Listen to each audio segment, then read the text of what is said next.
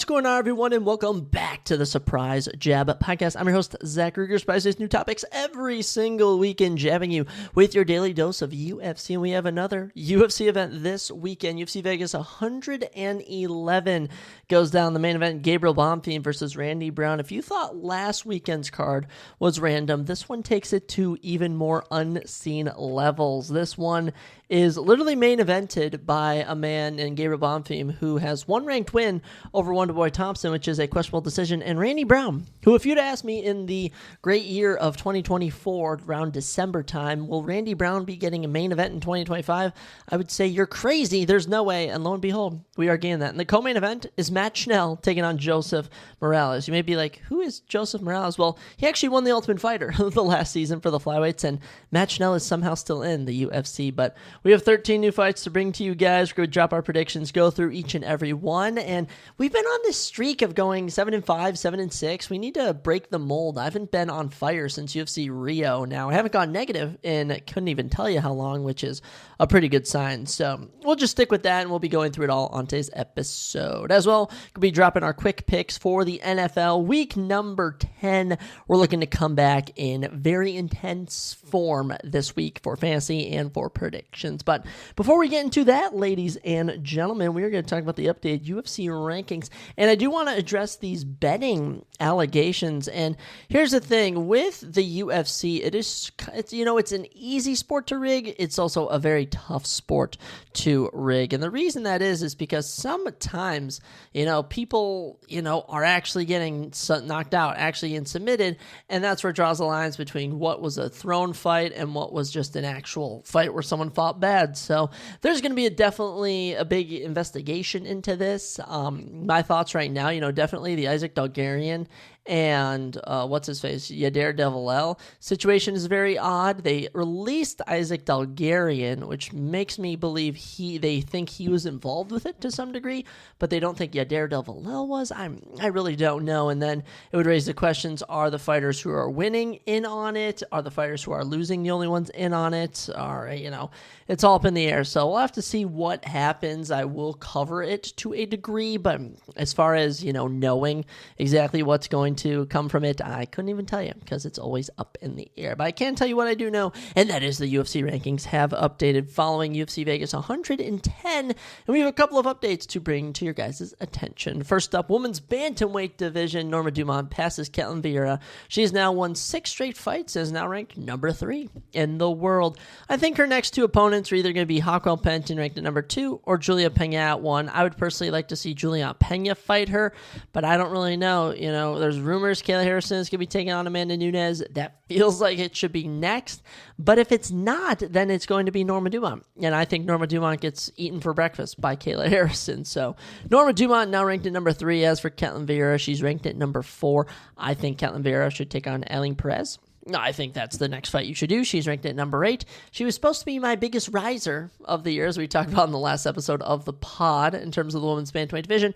And after getting a ranked win in the top 10, she just hasn't gotten a fight the rest of the year. So we'll see what happens with the women's bantamweight division. But in terms of any more big fights for the year, maybe Yana Santos has a fight. I can't even remember. I don't even think so. Maybe Miesha Tate does. I know we're going to be talking about the number 10 and number 11, Maribel Silva and Jacqueline Cavalcante, but other than that, not much going on. Women's flyweight, nothing really at all. We are just awaiting the inevitable Zhang Weili Valentina Shevchenko double title fight, which does go down in 10 days, which I am very excited for. Other than that, nothing much. Nothing else. I do believe Macy Barber and Karine Silva have a fight coming up as well in November, so we'll see what happens on that one. For women's strawweight, nothing. Nothing. There is no movement in the women's strawweight division. I think Angela Hill may have a fight booked against Fatima Klein. We're going to be talking about Denise Gomez and Tisha Pennington, but as for the top 10, nada. And in terms of the women's pound for pound, Norma Dumont replaces Ketlen Vieira at number 15. Good for Norma. She is now in the women's pound for pound rankings. It is weird to think that Norma Dumont is technically one of the 15 most dominant women on the planet. I don't know if that's the case, but she is in the UFC's eyes. Moving on to the men's heavyweight division, despite winning, Waldo Cortez Acosta does not move from his number 6 spot. I thought they'd have thrown him a bone, had him pass Halton Almeida, but he's planted in there securely at number 6. Ante DeLeje remains at number 9. In terms of what's next, I think the number 9 ranked Ante DeLeje should fight not too far down. I would like him to maybe take on the number 11th ranked Shamil Gaziev, the number 12 ranked Tai Tuivasa when he returns, number 13th ranked McParkin, dare I say Walter Walker. Feel like that could be a fun fight. They could even give Talashan Teixeira another shot, or they have him fight up again. Him versus Sergey Spivak also feels like a doable fight. As for Waldo, the options are kind of bleak, but I think right now it's either Curtis Blades at 4 or Halton Almeida at 5. Both possess a grappling challenge. I would maybe just go with Curtis Blades just because Curtis can't really fight up, with a split decision win over Rizvan Kuniev. So we can run that, maybe a main event, maybe on a pay-per-view main card in early 2026. That's what we can do. Light heavyweight, no updates whatsoever there in terms of the next big fight. Han Blachowicz at number 5 has a fight coming up with Bogdan Guskov at 11. That's going to be super exciting at UFC 323, and that's about all that we got. For the middleweight division, I know the 14th ranked Marvin Vettori is taking on the unranked Bruno Ferreira. There is rumors that Sean Strickland and Anthony Hernandez, the number 3 and number 4 ranked fighters, will be a early 2026 Fight Night main event, and besides that, no other updates.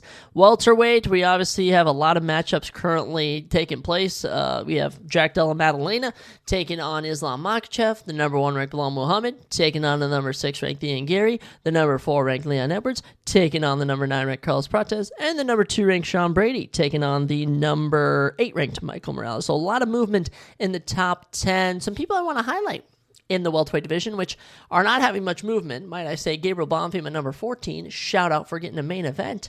But Gilbert Burns at 11. Colby Covington at 10. And Kamaru Usman at 5. Nothing going on, especially with Colby. Dude, I have no idea how he's still ranked number 10. There really isn't an explanation. He needs to fight soon. I mean, I've lost all faith in him, but, that's what's going on in the welterweight division. Lightweight, I know Benoit Saint Denis and Mil Dariush have a little fight booked. Of course, Dan Hooker is going to be running it with Arman Sarukian. And besides that, nothing much. Justin Gaethje has said that if Paddy Pimblett gets a title shot over him, or even the winner of Arman Sarukian and Dan Hooker gets a title shot over him, he will retire. And Justin, you've had a great career. I don't really think you're in a position to be making those demands, nor will anyone be clamoring for you to not retire. So that's an odd decision there.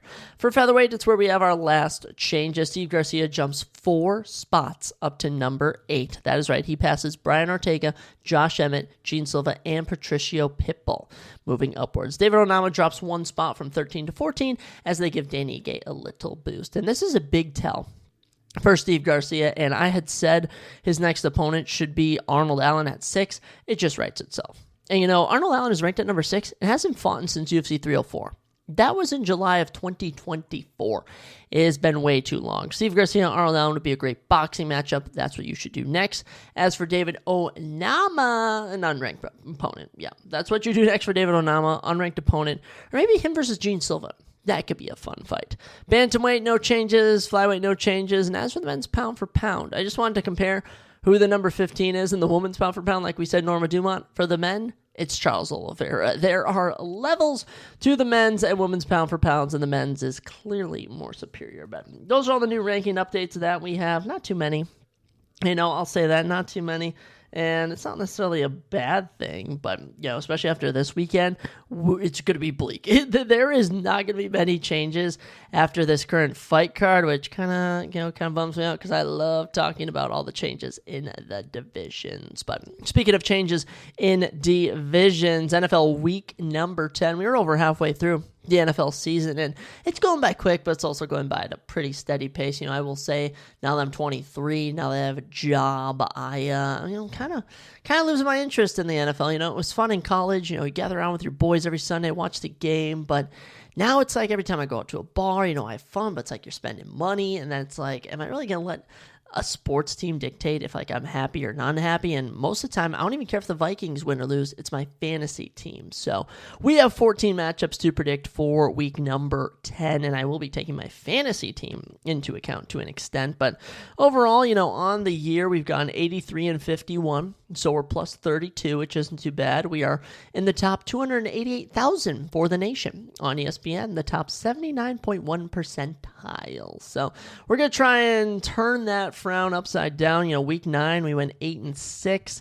In week 8, we went 5-8. In week 7, 10-5. In week 6, 9-6. So week 7, 10-5 was one of our best weeks, but nothing will top what was it, week 2. I went like 15-1, one of my greatest weeks ever. So let's do it this week. Week 10, we were about to go 14 for 14 on our predictions. Kicking us off Thursday Night Football, the Raiders visit the Broncos, and the Broncos are big favorites, minus 650 over the plus 425 Raiders. And this Raiders team really has a lot going for them. Ashton Genty is going to be a stud. Brock Bowers is the best tight end in the league. But other than that, great defense, too, might I add. But the issue is they just don't have a good, leading team. I'm sorry, Geno Smith, but you were good for the Seahawks, but Geno Smith can't really just come in and regain chemistry. No, and this Raiders team is 2-6. They are, teetering in the bottom half of the league. They're nearing minus 100 negative point differential, and there hasn't really been a difference between their home and away performances. So I'm going to be very curious to see how the Raiders perform against the Broncos here, because Broncos have been on an absolute tear. This is going to be the first time they play. They will play again December 7th. And, divisional matchups always lead to upsets, but in this case, this Broncos team has been so impressive. 6 straight wins, 4-0 at home, 7-2 on the year. And after winning against the Texans, in just great fashion, this team has just been on a roll. Their only losses so far this season are to the Colts and the Chargers, which are two decently aged wins, especially that Colts one. So I'm going to go with the Broncos here. I will be rooting for Ashton Genty to tear it up. Maybe even Courtland Sutton. I might start him, but certainly Ashton Genty, Brock Bowers, love both of them so much. So best of luck to them, but I do have to go with the Broncos. Moving into our international games, 8:30 a.m. on for Central Time, that is, on Sunday. Falcons visiting the Colts, and if there's ever going to be a time for the Falcons to beat the Colts, it's going to be overseas. Now, this has been a up and down year for the Falcons, and after starting the year 3-2, they're now 3-5. And have just not looked good, They just, last week was such a winnable game against the Pats, and then their kicker missed the extra point to tie the game. Before that, they had been blown out by the Dolphins, which made no sense. And then after starting hot against the 49ers, they just faded off. But this is also a team that beat the Bills by 10 and beat the Commanders by 13. But this is also a team that has been shut out 30-rip by the Falcons. This is also a team that beat the Vikings 22-6. You never know what you're going to get with the Falcons. And when it comes to volatility, we're not going to pick that. What we are going to ride with is the 7-2 Indianapolis Colts. 5-0 at home. This is technically a home game for them. And after losing to the Steelers last week in a game where they actually almost came back from, this was more of just a defensive masterclass by the Steelers and really a defensive rattling, which really set in for the Colts as they had 6 freaking turnovers. For goodness sakes, I don't think that's going to happen against the Falcons. I'm taking the 7-2 Colts to move to 8-2. Next up, the Giants will be traveling to Chicago to take on the Bears, and this is a very interesting matchup here. The Giants, 3 straight losses, 0-5 on the road, but Jackson Dart has been phenomenal.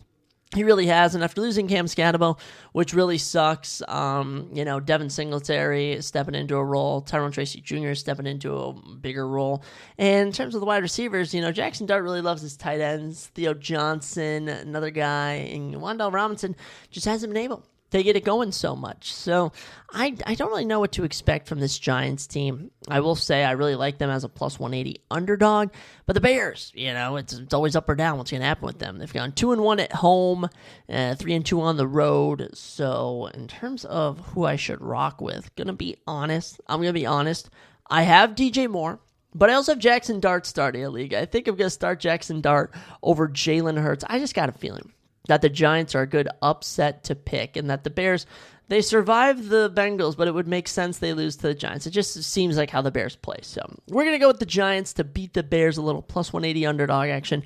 I love it. Next up, the minus 600 Bills visit the plus 400 Miami Dolphins. Now, most people would write this off, but I tell you right now and here is that the Bills are known to play to the level of their competition at times. Now, that can be beating the Chiefs by 7, beating the Panthers by 31. It can also be losing to the Falcons by 10, losing to the Patriots on a game-winning field goal. So you never know what you're going to get with the Bills. But for the Dolphins, yeah, it's been a rough year. A really rough year. 2-7, suffering another loss to the Ravens last week on Thursday Night Football. Their only wins are over the Falcons and the Jets. So yeah, we are going to pick the minus 600 Bills. Easy money, but Devin A-Chain. You know what? Do your thing, Devin. Do your thing. Next up, the Ravens visit the Vikings, and my Minnesota Vikings at home are plus 180, and I wrote them off. I said, you know what? There's no chance they beat the Lions. The Vikings season is going to be bleak, and what do you know? They win by 10. Vikings only have a minus 4-point differential. They're 4-4, and this is really a must-win game for them because being 4-5, like I am in my big 16-man fantasy league, is much different than being 5-4. Because, you know, when you're 5-4, you technically will only fall into a hole at 5-5. But if you're 4-5, you got to work 2 games out to get out of a hole. You kind of get what I'm saying. So I really am rooting for the Vikings here. I will be picking them at plus 180. But the Ravens, man. The Ravens, 3-5, 2 straight wins. Momentum is on their side. And to be fair, 1-2 on the road, we haven't really been able to find a pattern. All I know is the Vikings defense is probably going to get shredded by Lamar, so it's going to take J.J. McCarthy, Jordan Addison, Justin Jefferson to really amp it up. So most people are riding with the Ravens, but at home, my Minnesota Vikings plus 180, gotta ride with them. Next up, the Browns will be visiting the Jets in this next matchup, and the Jets no longer have Sauce Gardner. So the Browns are probably going to eat them alive. But this is a battle of 2 of the worst teams in the league. Browns are 2-6. I mean, 0-4 on the road. So similar to the Giants, I think they get their first road win this week. And as for the Jets, they're 1-7. They're 0-5 at home. Their only win is over the Bengals, which is just so comedic. And yeah, they're just coming off a bye. So we are going to go with the Browns to beat the Jets. This Jets team just cannot get it done, and I can't bring myself to pick them. Sticking with our noon slate, Patriots visiting the Buccaneers, and Patriots 7-2 at plus 125 are on the road against the Bucs as underdogs, and the Buccaneers are coming off a bye. I mean, this is really baffling to me. Patriots are 7-2.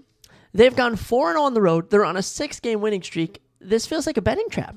It really does. This is really a betting trap, and it's kind of crazy to me. Buccaneers are 6-2. They've gone 2-1 at home. Last time they played, October 26th, they beat the Saints 23-3. Now, their only losses on the year are to the Eagles and the Lions, which tells me all I need to know about how good this Buccaneers team is. And as for the Patriots, they kind of played the... who'd they play last week? The Patriots played the Falcons pretty close, and, you know, the game could have been won, but unfortunately they missed the extra point. So the more I've talked about it, the more I've thought about it, I'm going to go with the Buccaneers. I'm going to say Baker has a good bounce-back week because he didn't do too hot last time out against the Saints. He only got like 4 fantasy points. So we are going to pick the Buccaneers over the Patriots. Little switcheroony here. I guess I can't have the Colts, Broncos, and Patriots all winning. One of them's bound to lose at some point. So Buccaneers over the Patriots in a last-minute switch. Noon slate continues as the Saints visit the Panthers. And this Carolina Panthers team is really good. I'm fairly surprised with them. Now, I am no longer a Cam Newton fan as he's been doing some weird antics off the court or off the field. Of course, he's no longer in the league, but I do represent him with the Panthers. Panthers are 5-4, 1-game winning streak. They've gone 3-1 at home. They picked up a good one last week. I mean, it really was. Beating the Packers in Green Bay is no easy feat. And when I look at their losses, the Bills, the Patriots, the Jaguars and Cardinals, not that best. So those ones are kind of rough, but that was early in the season. So really going to give them the benefit of the doubt. As for the Saints, 1-8, 0-4 on the road, 4-game losing streak, and I don't think they even know what they're doing. So Panthers over the Saints, and I do kind of like the Panthers, so I am happy with that. Next up, the Jaguars and the Texans. This one, Flip of a coin. Flip of a coin here. Jaguars on the road are minus 120. Texans at home are plus 100. The Jaguars may not have Brian Thomas Jr., but they did just add Jacoby Myers. Very good ad. And there is word that what's his face, CJ Stroud, may be in concussion protocol. So monitor that, because I don't think Davis Mills is cut out to lead this team. Texans did suffer a defeat last week to the Broncos at home, but before that, they had beaten the Texans at home. So very interesting with this Texans team. Very up and down. Now, as for the Jags, they're 5-3. Coming in with some momentum. They did just have a bye week, similar to, not the Texans, but, similar in general to, like, the Buccaneers coming off a bye. So I'm maybe feeling the Jaguars win here. Jaguars just kind of strike me as a team that's going to be, like, 7-4, and you're going to be like, how are they 7-4? It doesn't make any sense. So Jaguars minus 120. I just feel like Texans plus 100 at home is a trap. Without CJ Stroud, I really don't feel confident picking Davis Mills leading this team. 3:30 slate is up next. Seahawks, Cardinals. Yeah, give me the Seahawks. This Seahawks team is really good. They really are. And one of my saddest things is I don't have Jackson Smith and Jigba in my main league. I have him in 2 other leagues, but it doesn't feel the same. Actually, I think I only have him in 1 league, but I discovered him last year. I credit myself with that, and he is the number 1 fantasy wide receiver. And the Seahawks team is playing phenomenal ball. 3 straight wins, and they're 6-2. At top of the NFC West, which is a battle right now between Seahawks, Rams, and 49ers. So now's the time to make a run if you're the Seahawks. And the Cardinals, perfect team to play. They suck. They really do. I actually have no idea how they beat the Cowboys. I really have. I couldn't even tell you how they beat them, but they did. I think that's just the Cowboys at the end of the day. Talk about a team that is lucky to be on a bye. So Seahawks over Cardinals, but like I'm going to say, these divisional games, that's where you always tend to see some upsets, but I'm not picking an upset. I got Seahawks winning. Next up, the Rams visiting the 49ers, and there's word Brock Purdy may be back, which would really make me lean towards the 49ers, plus 190 at home. I mean, come on. What are we doing here? These 2 teams already played October 2nd. It was an overtime win with a field goal for the 49ers. And since then, it's kind of been up and down. But as for the Rams, they have not lost since that encounter, knocking off the Ravens, knocking off the Jags, and knocking off the Saints, only allowing a total of 20 points scored over their last 3 matchups. Now, I will say, that Ravens team, no Lamar. Really rough showing with Cooper Rush. The Jaguars matchup, just a rough showing. It's the Jaguars. And might I add, the Saints game, it's the Saints. So I'm feeling this 49ers team. They're healthy.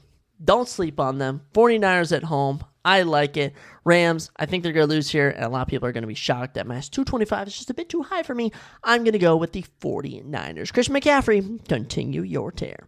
Next up with our final 3:30 game, the Lions visit the Commanders. A little rematch of the playoffs last year in the NFC, and yeah, we're picking the Lions. We just lost Jaden Daniels. Marcus Mariota is not beating the Lions. So Lions over the Commanders, it doesn't even matter. Commanders are plus 340, but without Jaden Daniels, they're just not going to find success until he returns. And for the Lions, look, don't judge them too much. They lost to the Vikings. It's a divisional game. Especially in the NFC North, every matchup is close to an extent. So yeah, Lions over Commanders, I'm confident in that. And finally, for our Sunday slate, we have a Sunday Night Football matchup between the Steelers and the Chargers. Steelers visiting the Chargers. This one is really big for me because I have multiple Chargers players, so I will be rooting for the Chargers. But the Steelers, man, just knocked off the Colts. After an awful performance against the Bengals, they now look prime against the Colts. And for the Chargers, I mean, they're 6-3. 2 straight wins, looking good, but I won't lie. The Titans played them kind of close, which does make me kind of think the Steelers, plus 125, on the road, are going to beat the Chargers. And I would rather pick the Steelers and have the Chargers go off than vice versa. So, Steelers over the Chargers. You know I got to sneak my underdog predictions in here when I can.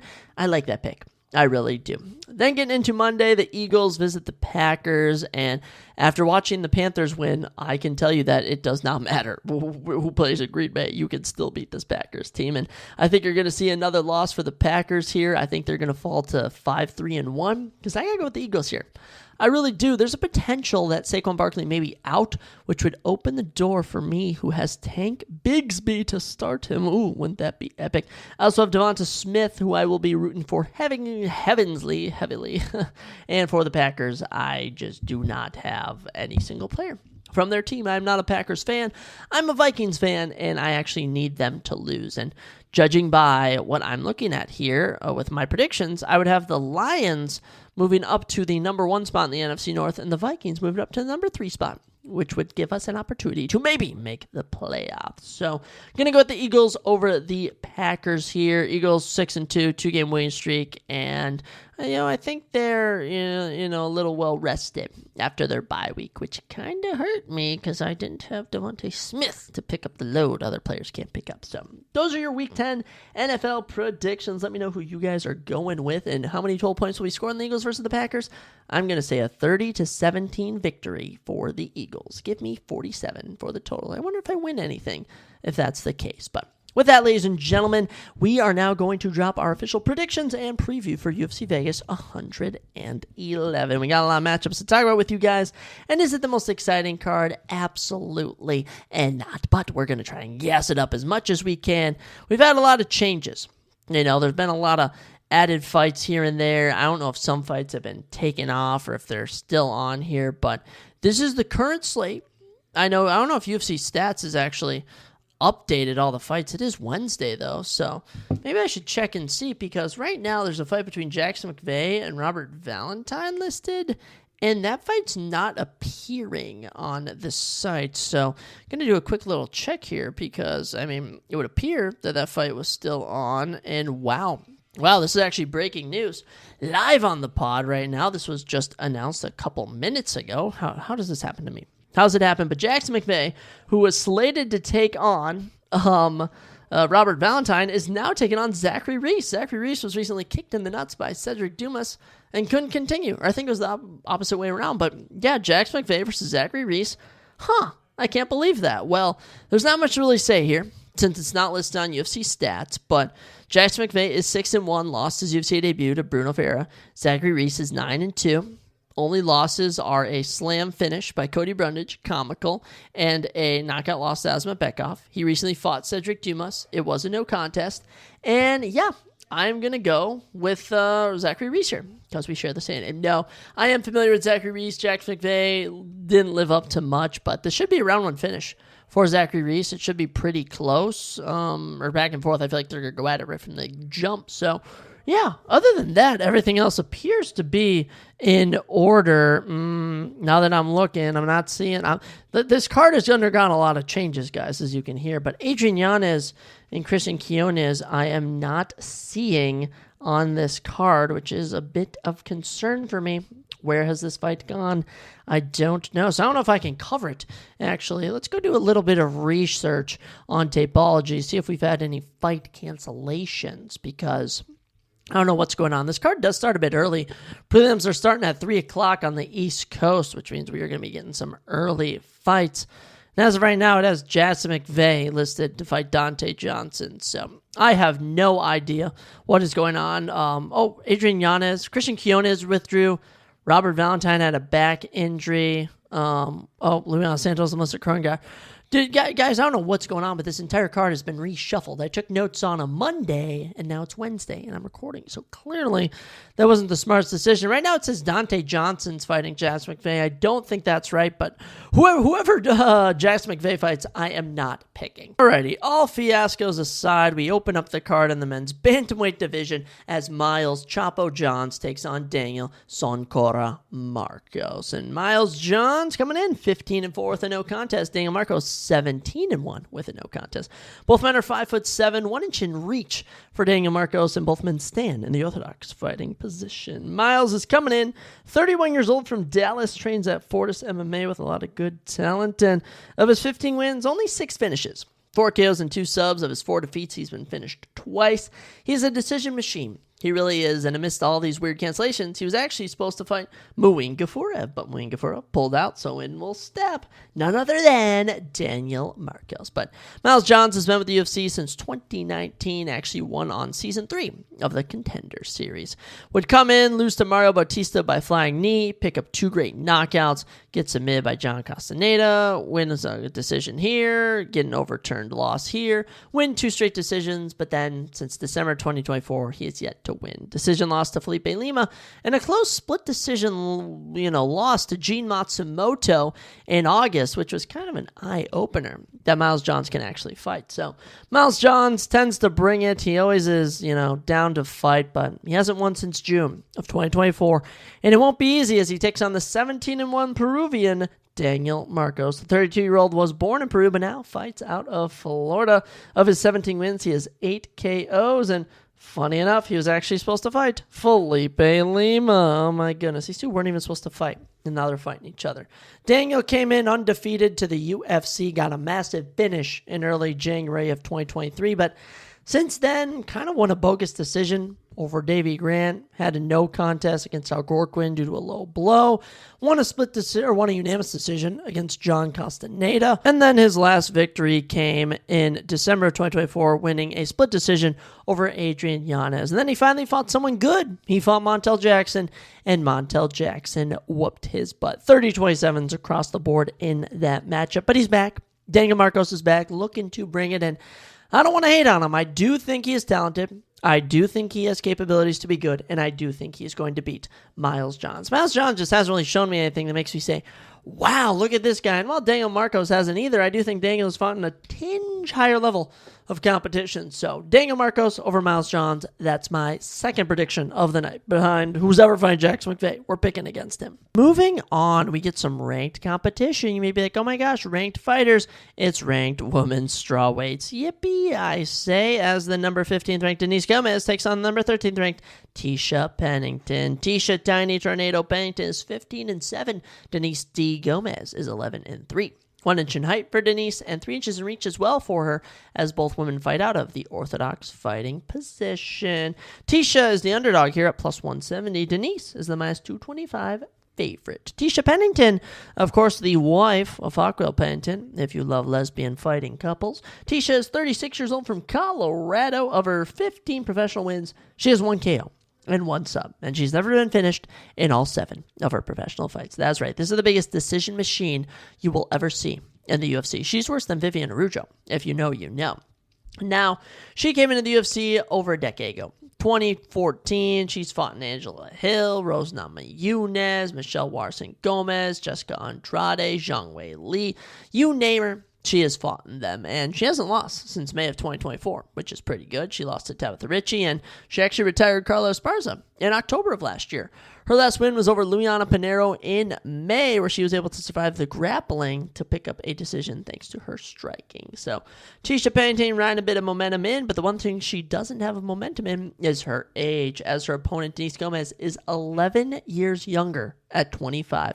Born in Rio de Janeiro, Brazil, she has transitioned to living and training out of Las Vegas. Of her 11 wins, she has 7 KOs, and of her 3 defeats, she's only ever been finished once. Denise Gomez debuted in 2022, coming off of Season 6 of the Contender Series. She would drop a decision to Loma Luke Boonmi, who, by the way, recently lost to Alexa Thanera.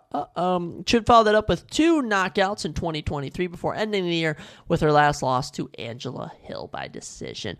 Since then, she picked up a win in June of 2024, winning a split decision over Edward Moore. Oh, I guess her last loss was 2023. Wow. She would then beat Karolina Kowalski in November 2024, and her lone fight this year in May, she TKO'd Elise Reed 30 seconds into round number 2. Tisha Pennington, as an underdog here, is very good. I think all women underdogs are always good to pick, but 11 years younger, coming in off a knockout, yeah, give me Denise Gomez over Tisha Pennington. Also not a fan of Tisha Pennington. I don't like decision fighters like her. Next up, heavyweights. Oh my gosh, and the crowd goes nuts as we have Josh Hokett taking on Max Jimenez. Who are these guys, you may be asking? Good question. Josh Hokett is 6-0. Max Jimenez is 6-1. Josh Hokett is very light heavyweight. When he weighed in for the Contender Series, he was 238. Last time Max Jimenez weighed in, he was exactly at the heavyweight limit, 265. Orthodox stance for both of these fighters, and lo and behold, Max Jimenez is no spring chicken. This man was born in April of 1983. That is right. This man is 41 years old, according to UFCstats.com. Now, Tapology had him listed at 32, so I ain't got no idea how old this man is. He's either 32 or he's either 32 or 42. I would assume 32. Just guessing in my opinion. But Josh Hokett coming in, won on Season 9 of the Contender Series. Last time he fought, August 2019. The 27-year-old is from California, and all 6 of his wins have came by finish. 3 KOs and 3 subs. He went 2-0 in Bellator, 3-0 in LFA, and then won his Contender Series fight. Impressive work. He is the minus 400 favorite against Max Jimenez. Max Jimenez, I don't know a thing about him, but he's apparently 32. He's a plus 300 underdog. He's from Maryland. Currently riding a 4-fight winning streak. Of his 6 wins, he has 5 finishes, 4 KOs and 1 sub, but his 1 defeat was by knockout. His last win came in March. Now, when I watched Josh Hokett fight on the Contender Series, I did not think he could hang with some of the heavyweights out here, but clearly the UFC has gone out and hand-selected a guy that he should beat. So whether he is able to, whether he's not able to, I do think Josh Hokett can get this done simply because they are handing this guy a win on a platter. So we're going to go with Josh Hokett. He has a very take you down, ground and pound sort of style, almost like a Curtis Blades, but he wasn't the most impressive on the Contender Series, if I'm being honest. So we'll see how he does against Max Jimenez. Don't know a single thing about Max Jimenez, but you're about to watch 2 future prospects in the heavyweight division go down, I guess. By the way, it is a division that is in dire need of new fighters. If you love ranked contenders, well, guess what? We're going back to a women's division. The women's bantamweight division, as the number 10 ranked Mayra Bueno Silva will take on the number 11th ranked Jacqueline Cavalcanti. Mayra Bueno Silva, the plus 205 underdog, is 10-5 with 1 draw and 1 no contest. The minus 250 favorite, Jacqueline Cavalcanti, is 9-1. 2 inches in height, go to Jacqueline Cavalcanti, and a notable 4 inches in reach, 70 inches to 66. Orthodox stance for both fighters. Mayra Bueno Silva, one of the biggest fall-offs in recent UFC women's history. The 34-year-old is from Brazil, and of her 10 wins, has 8 finishes, 1 KO and 7 subs. She has gone 5-1 in the UFC. So that's right. She did come in undefeated 5-0 and has since run into a bit of trouble here and there. She was actually supposed to fight Jocelyn Edwards on August 9th, and that fight fell apart, sadly. So instead, Jacqueline Cavalcanti will get a chance to rise the rankings. Mayra Bueno Silva came into the UFC and, was kind of on a tear. Won on Season 1 of Dana White's Contender Series Brazil. Came into the UFC, submitted Jillian Robertson in round 1, would then lose a fight of the night to Marina Moroz, which was just a good fight. Followed that up with a round 1 armbar, have a draw against Montana De La Rosa, then lose her first official, just regular fight, but that was to Manon Fiorot, who was currently on her run to a title shot. She would then have a fight of the night against Wu Yanan, submit Stephanie Egger with an armbar, submit Lena Lansford with an knee bar, land a main event against Holly Holmes, and submit her 38 seconds into round number 2. Now, little did we know, Mayra Bueno Silva was on what we would call the juice, and her win was overturned. But nonetheless, she was already slated to get a title shot, and she did when she took on Tisha Pennington's wife, Hawkwill Pennington. She would go out there in round 1 and dominate her, taking her down twice, ground and pounding her, looking good, and then she gassed out and did nothing for the rest of the fight. And since Hawkwill Pennington is, like her wife, a decision fighter, nothing happened. One of the worst title fights in UFC history. She followed that up with a TKO loss to Macy Chiasson in 2024, where she got cut so bad, like the ref just had to stop the fight. Her last fight was in Saudi Arabia, February 1st of this year, where she got grappled to death by Jasmine Jasudavicius. So it's been rough going for Mayra Bueno Silva. She technically doesn't hold a win since February of 2023. It's been a rough going, and it doesn't get much easier as she takes on the surging prospect, Jacqueline Cavalcanti. 28 years old from Portugal, is currently on a 7-fight winning streak. Of those 9 wins, she has 3 KOs. Now, she's coming to the UFC, 4 wins, 4 decisions, beat Zara Fairn in her debut in 2023. Okay. Won a split decision over Josiane Nunez. Not the best, but a split decision win over Nora Cornole in September 2024. That's a good win. Her last fight was in February of this year, where she beat Julia Avila by decision. Now, She hasn't looked the most impressive, but I will say she has been on a tear. She has been winning, and I don't care if this is wrong by a mile. I'm really hoping she wins. Like, I'm picking Jacqueline Cavalcante. We cannot afford a prospect to get turned back again. I'm hoping for the Triple H authority. This is what's best for business, if you get my reference there. So, Jacqueline Cavalcante, best of luck. I do think she'll bust out a decision here, but nonetheless, we'll see how it goes.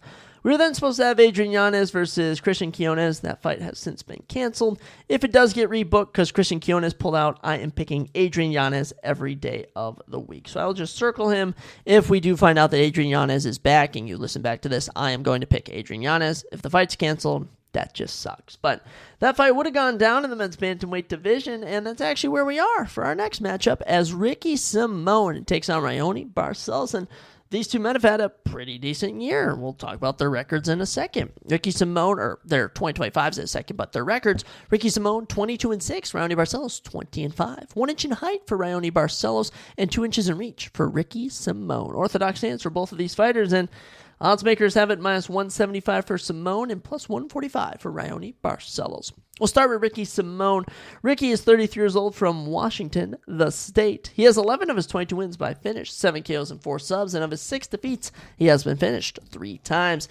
He has a stellar record in the UFC of 10-5, and after going on a little 3-fight losing streak, including a main event loss to Song Yadong, a bad loss to Mario Bautista, and an even worse loss to Vinicius Oliveira, he has since gone 2-0. In 2025, he has one of the best knockouts of the year against Javid Basharat back in Seattle, and when he fought in Atlanta in June, he knocked off Cameron Smotherman, grappling him to death. He probably could have finished Cameron in that fight, but honestly, he was just bullying him. Ricky Simón is actually the last fighter to have actually defeated and finished Merab Dvalishvili in weird circumstances.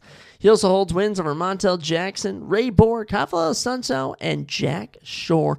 He's pretty freaking good, and he's been on a tear. 2-0 in 2025. He's looking to cap off his year with another win as he takes on Raoni Barcelos, a similar man who started his year knocking off the hot prospect Peyton Talbot and then beating Cody Garbrandt in June. Weirdly enough, that was also on the UFC Atlantic card. His win streak is at 3, though, as he holds a submission win over Christian Quiones, oddly enough, in February of 2024. His last loss was August of 2023 to Kyler Phillips. Now, Raoni Barcelos is pretty decent, I will say. He is 38 years old, so 5 years older, from Brazil. Of his 20 wins, he also has 11 finishes, 8 KOs and 3 subs. Of his 5 defeats, he's only ever been finished twice, so if Ricky Simón can knock him off, that would be pretty impressive. He's gone 9-4 in the UFC, and some losses: Umar Nurmagomedov, Timur Valiev, and Victor Henry. Very interesting. He also holds a win over Said Nurmagomedov. Very good name to have on his record. This is going to be a very competitive matchup, but without Ricky Simón's fighting, I'm not picking against him. I do see a ranked opponent next for whoever wins this, and as I look at the men's bantamweight rankings real quick, number 15th ranked Marcus McGee or the number 14th ranked Kyler Phillips just called out to me. They really do. I could even see the 12th-ranked Rob Font, but really with Marcus McGee, I think the winner of that and him would have a fun contest. So Ricky Simón over Raoni Barcelos, maybe by finish, but probably thinking a very grapple, maybe bit of striking decision victory. Moving along, we go from bantamweight to featherweight as Hyder the Hurricane Emil is back to take on pretty boy Jamal Emmers. Hyder Emil and Jamal Emmers are both minus 115. This is truly a toss-em for who will win. Hyder Emil is 11-1 professionally. Jamal is 21-8. 1 inch in height for Jamal Emmers and a notable 4 inches in reach. Orthodox stands for Emmers. Switch stands for Hyder Emil. Emil is 35 years old from California, and 7 of his 11 wins have come by finish. 6 KOs and 1 sub. He's gone 3-0 in Bellator and 3-0 in the LFA. He wound up in the UFC thanks to the Contender Series in 2024, where he would start off with 2 straight knockouts. He would then get the biggest win of his career, defeating William Gomez by split decision earlier the year in March. He would then take on the surging prospect Jose Delgado, who would knock him out in 26 seconds, showing there truly are levels to this game. So, Hyder Emil, last fought in June, knocked out by Jose, but Jose Delgado is an absolute savage. That is not a bad loss to have on your record. His opponent, Jamal Emmers, is 36 years old from California and has 12 of his 21 wins by finish, 9 KOs, 3 subs. Of his 8 defeats, he's been finished 5 times. He was supposed to take on the prospect Austin Bashir, so I do think this Hyder Emil matchup is a tinge more favorable, but not by that much. Jamal Emmers has been win-loss since the year of 2020. He has fought some notable names: Julian Erosa, Giga Chikadze, Pat Sabatini, Jack Jenkins, Nate Landry, which was his last loss in March of 2024. Kind of a who's who of the unranked of the featherweight division. His wins: Vince Cachero in 2020, Kusan Ashkabov in 2023, Dennis Pazukja in 2023, and his last win, a 4-minute knockout of Gabriel Miranda in Mexico City in March. Look, Gabriel Miranda, not an impressive win to have. That guy is awful, and I do think Hiram Neal has great knockout power, and I do think he's going to get up in Jamal Emmers' face, mix him up a bit. If not, he's going to outbox him to a victory. Give me Hiram Neal over Jamal Emmers. They're kind of very similar, both in their mid-30s, both from California. Very interesting. Moving up to the middleweight division for our next matchup. We're on the main card now. Christian CLD Leroy Duncan takes on Marco Matuto Tulio. This is going to be a fantastic matchup, guys. Christian Leroy Duncan is 12-2. Marco Tulio is 14-1. 2 inches in height for CLD, 6'2" to 6 foot, and 5 inches in reach. 79 inches to 74. Switch stance for CLD. Orthodox for Marco Tulio. CLD is the plus 120 underdog in this, as Tulio is closing as the minus 150 favorite. Christian Leroy Duncan is 30 years old, from England. Of his 12 wins, he has 9 KOs and 1 sub. Been with the UFC since 2023. He came in undefeated before losing his first fight to Armen Petrosian in July of 2023. He would end the year with a bang, knocking out Dennis Talulian. He would start out his March with a win over Claudio Ribeiro. He would then run into a decision loss against Greg Rodriguez at UFC 304, but after taking the rest of the year off, would come back, winning a unanimous decision, actually, over Andre Puliev in March. His last win in August, he knocked out Eric Anders in dominant fashion in under 4 minutes. He's looking to bring that power in here when he takes on Marco Tulio. Marco Tulio, oh my goodness, the 31-year-old is from Brazil and trains at the same gym, Chutebox Diego Lima, as Charles do Bronx Oliveira. Of his 14 wins, he has 10 KOs and 1 sub. And he was originally supposed to fight Michel Pereira in China. Unfortunately, he definitely would have gotten the win there, but unfortunately, that opportunity went to Kyle Dawkins, who after Kyle sees it, now has a big matchup coming up soon. He's currently on a 10-fight winning streak and actually had to fight on the Contender Series twice to get it done. He had a very lackluster win over Yusri Belgori on Season 7. They brought him back for Season 8, and he got a spinning back kick knockout. That'll do it. He debuted in January, knocking out Eor Patera in 3 minutes, and would then utterly dismantle Tresean Gore in April. That actually might have been attempted murder. So, after watching both of their last performances, this is going to be a firefight. I honestly could say either man will get this done, but from what I saw, Marco Tulio, the guy is here to fight. He really is, and I have seen hesitation from Christian Leroy Duncan. I'm yet to see hesitation from Marco Tulio, and the fact that he was able to go into round number 2 and still bring the intensity shows me he can go far, maybe even 3 rounds. I am going to go with Marco Tulio. Moving on to our lightweight matchup of the evening, Chris Taco Padilla takes on Ishmael Mareta Bonfim. Chris Padilla is a plus 165 underdog and is 16-6 in the UFC in his MMA career. Ishmael Bonfim is 20-5 and is currently your minus 215 favorite. 5'9" to 5'8", 1 inch in height for Chris Padilla, and 3 inches in reach. 74 inches to 71 for Chris Taco Padilla. Orthodox stance for both of our fighters. Taco, what a fun nickname for the underdog Chris Padilla, who is currently 3-0 in the UFC. The 30-year-old is from California and overall is on a 6-fight winning streak. Of his 16 wins, he has 13 finishes, 8 KOs and 5 subs. Of his 6 defeats, he's been finished 3 times. Yeah. Very interesting. Very, very interesting here. Won over James Lontop in April of 2024. Rear naked chokehold. Then got a injury stoppage against Rongzhu, or Rongzhu had a cut. He then fought Jai Herbert in March and won a split decision. I didn't think he won, but oh well. But Chris Padilla hasn't done much. He really hasn't, and I'm a little surprised at how stellar his record is. But I think that changes when he takes on the man, the myth, the legend, the younger brother of the man in the main event, Ishmael Bonfim. 29 years old, from Brazil. 13 of his 20 wins are by finish, 9 kills and 4 subs. All of his losses he has been finished in, once by knockout, 4 times by submission. Now, this man came in off the Contender Series, fought Terrence McKinney at UFC 283, one of the best knockouts of the year, a flying knee knockout. He would then take on Benoit Saint-Denis, who was just too high level for him, all right? He would submit him. He would then fight Vink Pichel, for the life of everyone, no idea how he didn't finish Vink Pichel. Really faded deep in that one, and then came back in February of this year, took on Nazem Sadikov, and unfortunately just had his nose broken with a high kick. But he was looking somewhat decent, actually, over Nazem Sadikov, who is literally one of the hottest prospects in the lightweight division. I absolutely love that guy. So, Ishmael, I know you're kind of gone win-loss, but your losses are Benoit Saint-Denis and Nazem Sadikov. I think he is not only better than Chris Padilla, I think he gets a round 1 submission of Chris Padilla. Actually, maybe even knockout, dude. Let's go knockout round 1 for Ishmael. I just highlighted Chris Padilla. I did not mean to do that. You can also check Verdict. I believe it's the Zach Ruger, or official Zach Ruger. One of the two. You can find me on Verdict. That's where I post all my actual predictions. But yeah, we are not picking Chris Padilla at all. No. Getting into our final 3 fights of the evening. Usually I'd be like, oh, this is the top 3 fights, but no, that's not the case. But don't worry, guys. We're going to get rewarded next weekend with UFC 322. That's legit the best event of the year so far. But we now have a welterweight matchup between Muslim Salikov, the king of Kung Fu, self-proclaimed, as he takes on the Doctor, Uros Medic. Muslim is 22-5. Uros is 11-3.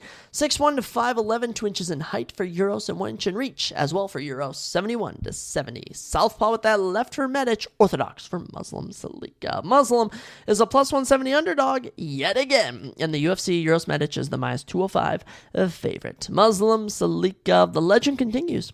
It really does. Dude is just ageless. 41 years old from Russia, has 17 of his 22 wins by finish. 14 knockouts, 3 subs. Of his 5 defeats, he's been finished 4 times. Muslim has been with the UFC for 8 years now, since joining in 2017. He has gone on 5-fight winning streaks before losing to Li Jingliang. He's had crazy knockouts of Nordin Talib, Andre Fialio, and as of late, 3-fight winning streak, including back-to-back performance round 1 knockouts. Fought earlier in the year in July and knocked out Carlos Lil, who was a hot prospect coming in 42 seconds. His last loss, February 2024, Randy Brown, who was in the main event. How about that? But yeah, Muslim has had actually a pretty decent run in the UFC. He's 9-4, not too shabby. He has gone 4-3 in his last 7, but since July of 2024, yet to have lost. And the man he's taking on, Uros Medic, knows a thing or two about some ups and downs in his career. 32 years old, he is 9 years younger than Muslim. However, he is from the same region of Serbia, but has since transitioned to Alaska. He has never been the distance in his entire 14-fight career. 9 KOs and 2 subs make up his 11 wins, and of his 3 defeats, he has been submitted twice and knocked out once. Joined the UFC in 2021, round 1 finish, then gets finished in round 1. Then goes on a little finishing streak of Omar Morales and Matthew Selsberger, then gets neck cranked by the debuting Mike Tibet-Gorbat. Then knocks out Tim Means in 2024, then gets knocked out by Punahele Soriano in 31 seconds earlier in January. But he last fought in August, and after getting dropped in the opening exchange, would go on to knock out Gilbert Urbina in impressive fashion. So, Uros is coming in, a lot of momentum, but I will say, he has fought in twice this year. He's been dropped in both contests. And I think somehow Muslim, who's been an underdog in his last 3 freaking fights, is going to get another round 1 knockout. Muslim just has this knockout power, which makes no sense. And when you're a guy like Uros Medic who leaves your chin out there, he's going to capitalize. So I'm going with Muslim Salikov to get a round 1 knockout of Uros Medic. I cannot wait to see that come to fruition. And this is where we would usually pause like a video if it's being recorded and go, that did not happen. Muslim was actually faceplant knocked out. But that's not going to be the case. So going with Muslim Salikov over Uros Medic as a plus 170 underdog at 41 years of age. Getting into our co-main event, I will say, you may be seeing someone get a ranked title shot. Not title shot, what am I saying? A ranked matchup with a win here, and that man would be Joseph Morales. But we'll have to see. The co-main event features Matt Danger Schnell, former ranked fighter, taking on the Ultimate Fighter season, I want to say 34 winner, Joseph Bopo Morales. Matt is 17-9 with a no contest. Joseph is 14-2. 2 inches a night for Matt Schnell and 1 inch in reach as well for him as he fights in the orthodox fighting position. Joseph Morales is a switch stance fighter. Matt Schnell, plus 200 underdog, nothing new. Nothing new for him. As for the Ultimate Fighter winner, Joseph Morales is a minus 250 favorite. Matt Schnell is 35 years old from Louisiana. 11 of those 17 wins have came by finish, 2 KOs, and his notable go-to, the 9 submissions. Of his 9 defeats, he's been finished an outstanding 8 times, including 5 by KO, 3 by sub. He has gone exactly 7-7 in the UFC, and if he loses here, I do think this will do it for him. Look, Matt is 1-3 in his last 4. Matt is also 2-5 in his last 7. He has not had the best of luck. Came into the UFC 9 years ago, had to fight Rob Font. Gets knocked down. Then gets knocked out to Hector Sandoval. No idea who that is. Then goes on a little nice 4-fight winning streak before running into, in 2019, the current men's flyweight champion, Alexander Pantoja, who knocked him out in round 1. After going through some ups and downs, including losses to Brandon Royval, Mathusa Nikalo, Steve Erceg, and Cody Durden, he would finally pick up a win in April of 2025, beating Jimmy Flick. That fight sucked. That fight was gosh dang awful, but son of a gun, Matt Schnell ended up winning. That's all that matters at the end of the day. Now, it was a close fight, I will say, but Matt Schnell was hunting for submissions, and that's what gave him the victory. So he has that going for him as he takes on Joseph Morales. Joseph is 31 years old from California. He currently rides a 6-fight winning streak and has 9 of those 14 wins by finish. 2 KOs and his go-to, 7 subs. Of his 2 defeats, he's only ever been knocked out once, so that was actually Devison Figueiredo, funny enough, back in 2018. And, that's crazy. That's crazy. Last time this man was knocked out was Devison Figueiredo. Last time he lost was in November 2018 as well in the UFC. He would leave the UFC and after being away for 7 years would come back to win the Ultimate Fighter, getting a finish in every single fight. He would actually get a round 2 triangle choke over Albi Idris back at UFC 319 in August to secure the Ultimate Fighter crown. And you know what? This is a good opportunity here. This is going to be a submission affair, and I am obviously going to pick Joseph Morales. I would think you'd be pretty silly to pick Matt Schnell, but to be fair, none of the Ultimate Fighter winners have really been breaking ground. I don't think many people even know who won last year, if I'm being honest. And when I think about it, who even won alongside Joseph Morales? Wait, who actually, Donachenko? Did he end up winning? I think he might have. I can't even remember. The Ultimate Fighter is such a joke now. But yeah, in the co-main event, Joseph Morales, what an opportunity for him. Really, I know it's a bummy card, but still, they could have easily thrown Muslim Slikov versus Medic. They could have thrown Ishmael versus Chris Padilla. Even Ricky Simon and Randy Barcelos makes a lot more sense, but no, they go with Joseph Morales and Matt Schnell. That does bring us to our main event, which, funny enough, like most nights, this might not even make the main card, but in this scenario, it is the main event as the number 14th ranked welterweight contender Gabriel Maratina Bonfim takes on Randy Rude Boy Brown. Gabriel Bonfim 18-1, Randy Brown 20-6. 2 inches a night for Randy, 6'3" to 6'1", and a notable 6 inches in reach, 78 to 72. Orthodox stance for both of our fighters. Right now, Gabriel Bonfim is at minus 180 as the favorite. Randy Brown is the plus 140 underdog. Gabriel Bonfim, 28 years old from Brazil, is of course the older brother of Ishmael Bonfim. I believe. Let's actually check. Gabriel Bonfim was born in 97. When was Ishmael born? Ishmael was born in 95. Well, I'll be darned. He's actually the younger brother, despite being bigger and taller. It's always funny how that works out. So, actually, Gabriel Bonfim is the younger brother of Ishmael Bonfim, but it is kind of cool. They both get to fight on the same card. Gabriel, as I was about to say, has 3 KOs and 13 subs. 16 of his 18 wins are by finish. Him and his brother and his whole family have their own gym in Brazil, which is super cool. And sadly, this fight was actually supposed to go down in Rio, but it got rebooked. So, you know what? Best case scenario, you can't fight in front of your hometown. You actually get bumped up to being a 5-round main event. Gabriel Bonfim debuted at UFC 283, just like his brother, and he got a 49-second submission.